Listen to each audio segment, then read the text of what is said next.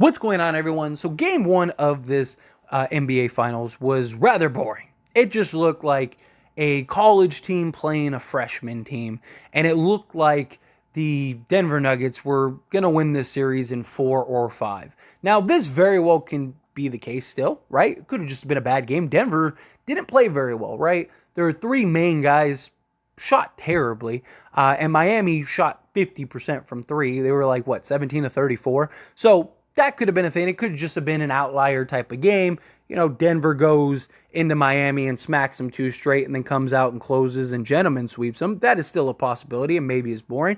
But I will say that this game was a lot better and a lot more entertaining and a lot just funner down the stretch. And even Denver seemed to really kind of push back, and Miami was doing everything they could to just kind of give that win back to Denver. But luckily, they were able to squeeze that out. And maybe that'll give them a little boost of confidence, a little bit of a belief that, like, hey, we can do this. They're the first team to beat Denver in the playoffs. Denver was undefeated at home in the playoffs, and Miami just stole a game. I personally think that Denver is still going to run through Miami, because the problem is that Miami has to play perfect. They have to play about as close to a perfect brand of basketball as possible. Denver doesn't. Denver played a horrible start to this game and then a horrible end to this game, and they still had a chance. That doesn't bode well for Miami that played about as close to a perfect game as possible. Jimmy Butler wasn't great and brilliant, but he made the big plays down the stretch. He was getting guys involved. Guys were hitting the big shots. You have Bam and Jimmy doing all the dirty, just hard work, which is great to see from your stars, right? Because usually the role guys are the ones that are doing all the gritty, hard work. They're the ones that are, diving for basketballs and hitting people in the mouths and getting the techs and doing all that stuff, right? That's usually what the role guys are there for. But you see Bam and you see Jimmy doing that, and it becomes contagious. And then you have all of the, rest of the role guys that are coming in, or as Jimmy likes to put it, his teammates, they all come in and they play to that level. And that's the thing. They're going to have to continue to maintain that.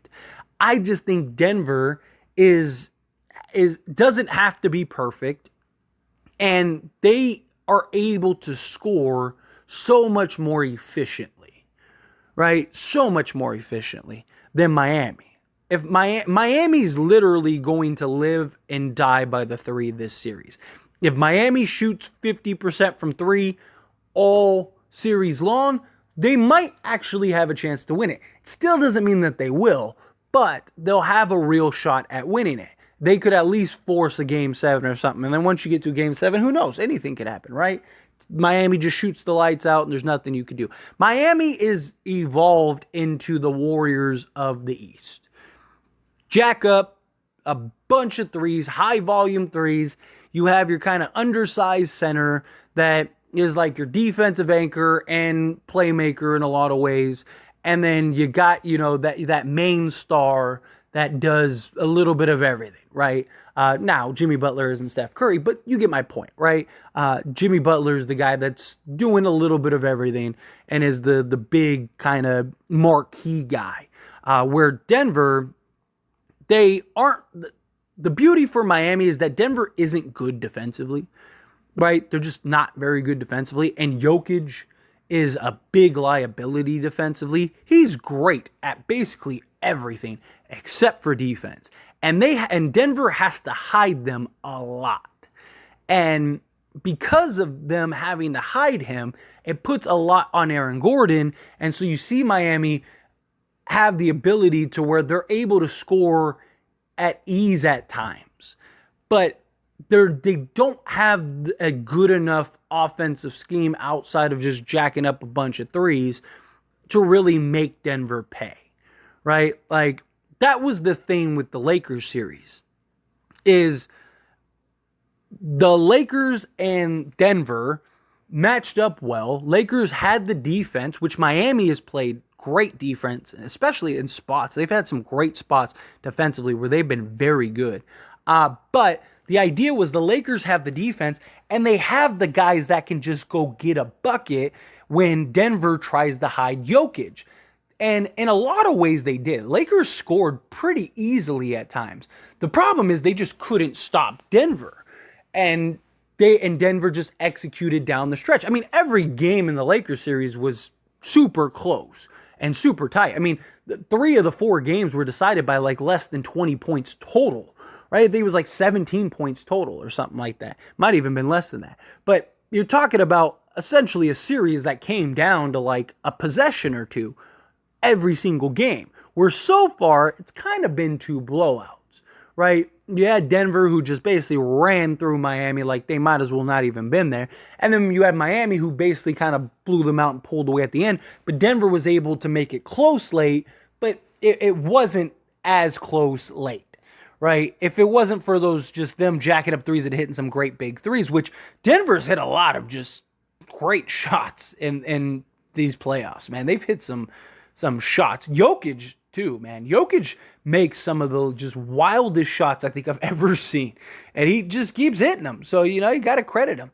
But that was the difference. The problem is Miami doesn't have that. Bam is getting 20 points per game because he's basically wide open at that like 10 to 12 foot range. And he can shoot that and he can knock it down efficiently. So Bam's going to score probably 20 points a game every single one of these games, unless he just has like a really poor shooting night. But outside of Bam, how else do they generate buckets outside of just jacking up a bunch of threes? They haven't really been able to. It's just been, so far, again, it's only been 2 games. We'll see what adjustments. And you do have Eric Spoelstra, who is a mastermind when it comes to coaching and figuring out schemes.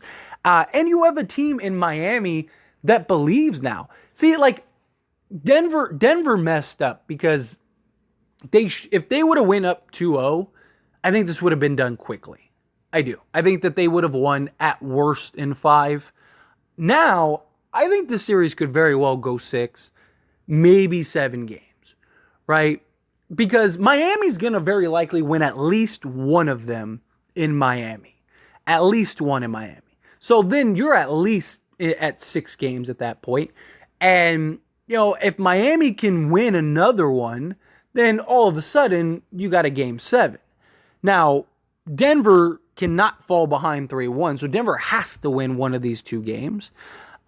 Whichever one that is, we'll see. And I do think Denver will, but because Denver allowed Miami to steal that game and win that game, look, Miami beat them, don't get me wrong, but Denver, that middle portion of that game, they were just far and away better. They just let Miami stick around. Right? And then Miami was able to pull away in that 4th quarter, and Denver just fell apart. And they didn't play like themselves. Like Denver, this was probably the worst game Denver has played the entire playoff series by far.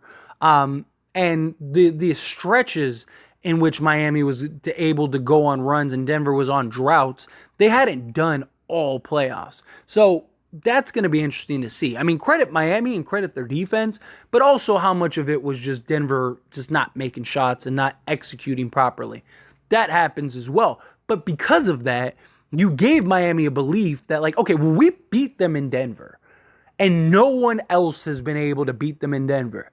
Not the Lakers, not the Phoenix Suns with Devin Booker and Kevin Durant, not the Minnesota Timberwolves. Nobody's been able to beat them at home except for us. We're that team. We have beaten Milwaukee. We have beaten the Knicks. We have beaten Boston. We beat the 3 most probably high-profile teams that we could beat. And now we are playing Denver, and we have beaten every single one of those teams in their home court. Every single one of them. So we can win on the road. We're good enough to win games against Denver now. After we just saw them sweep the Lakers, you just gave Miami and Jimmy Butler all the fuel they need to believe that they can beat you. And now Denver has their back against the wall a little bit for the first time in this entire playoffs. Like, seriously. It's going to be very interesting to see how Denver responds. Very interesting. Because Denver has yet to be in this position all playoffs. They hadn't lost at home. They started every series up at least 2-0. Right? Like, so they didn't have the pressure going on the road, where it's like we have to steal one or this series could be over. They haven't had that pressure once in these playoffs. How does that look? If Miami wins game 3, does Denver just fall apart in game 4? I mean, it's possible. Denver's done it before in the last few years. Now, a lot of people, myself included, I have to include myself in this, believe that they're going to win one of the 2 games and believe that this is a different Denver team than what we've seen in the past. But the core is the same, right? Murray and Jokic have blown 3-1 leads and have done and gotten swept and lost games in series that they should have won, right? So, like, how does this look when you have a team in Miami? Miami really believes that they're going to win this series and win the title. Like, they genuinely do. And when you're the better team, you want to squash. Because, look, Denver is absolutely the better team, without a doubt. Boston was the better team. Milwaukee was the better team. Knicks, I think Knicks on paper at least, but Knicks still have a lot to figure out. But Milwaukee and Boston were definitely the better teams. Even without Giannis, Boston, you can make an argument, was the better overall team. And Miami was still able to win because they have a group of guys, a head coach, and a star that really truly believe like we are good enough with what we got. We are going to outwork, outgrind, outplay. We're going to go get all those 50-50 balls. We're going to be the team that is the aggressors. We're going to be and it has worked. And they've beaten every team pretty much different ways, right? Now, don't get me wrong, Milwaukee, if Giannis played from, didn't miss any games anytime. Like, if Giannis doesn't get hurt, I don't think Miami's in this position. I think it's Milwaukee. But, hey, that's playoff basketball, right? Miami's job is to beat the team in front of them, and they did that. So, credit Miami. Then they went to the Knicks. The Knicks just lacked experience and just, they're not ready yet. They're not there yet. And so, Miami did their job, beat the team in front of them.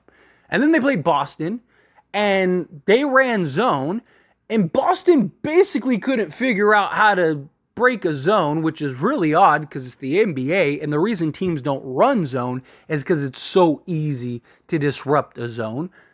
But hey, Miami was able to beat them on the zone, and Boston just played into it and just said, okay, we'll shoot 43s a game and just miss 30 of them.